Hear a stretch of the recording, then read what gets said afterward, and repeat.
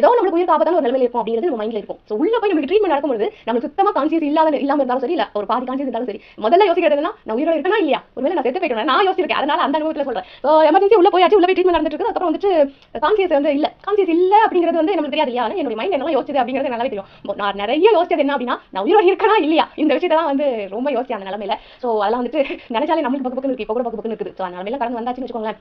அது என்ன அப்படின்னா, எல்லாமே ட்ரீட்மெண்ட் கொடுக்குறாங்க அப்படிங்கிறது ஓரளவுக்கு நம்மளால புரிஞ்சுக்க முடியும், ஒரு ஹாஃப் கான்சியஸ்ல. ஸோ அதையும் தாண்டி ஏதோ ஒரு பெயின் இருக்கு, ஆனால் எனக்கு கான்சியஸே இல்லை அப்படிங்கிற நிலைமையில நான் உயிரோட இருக்கலாம் அப்படிங்கிறத யோசிப்பேன். எனக்கு சுற்றி இருக்கிறதெல்லாம் எனக்கு கற்பனை மாதிரி தெரியும். ஸோ இதை மட்டும் தான் நான் யோசிச்சுட்டு இருந்தேன். ஐசியில் வெளியில வரைக்கும் நம்ம உயிரோட இருக்கிறோமா இல்லையா அப்படிங்கிறத யோசிச்சுட்டு இருந்தேன். ஸோ அந்த தூக்கம் அதெல்லாம் கொடுப்பாங்க, தூங்கிட்டே இருப்போம், ஓரளவுக்கு முழிப்பு வரும், அப்புறம் தூங்கும், இதெல்லாம் நடக்கும். ஓரளவுக்கு கான்சியஸா நம்மளே சார்ந்த ஆட்கள் நம்ம கண்ணில் பட்டதுக்கு அப்புறம் தான் அப்பாடா நான் உயிரோட இருக்கேன்டா சாமி அப்படின்னு சொல்லிட்டு தோணும். ஸோ அந்த மாதிரி நம்மளுக்கு இங்க ஆட்கள் இருக்கக்கூடிய இடத்துல நம்மளுக்கு எமர்ஜென்சி அப்படிங்கிறப்போ எனக்கு அப்படி தோணிருக்கு அப்படின்னா, அது ஆட்களே இல்லாத ஒரு இடம். ஸோ அந்த இடத்துல பயங்கரமா அடிபட்டு நீங்க பாத்தீங்கன்னா அதை காமிச்சிருப்பாங்க, ஒரு மாதிரி ஜிக்ஸாக்கா போகும் பாறைகள். ஸோ அதுல உருண்டு அவர் போய் விழுவாரு. ஸோ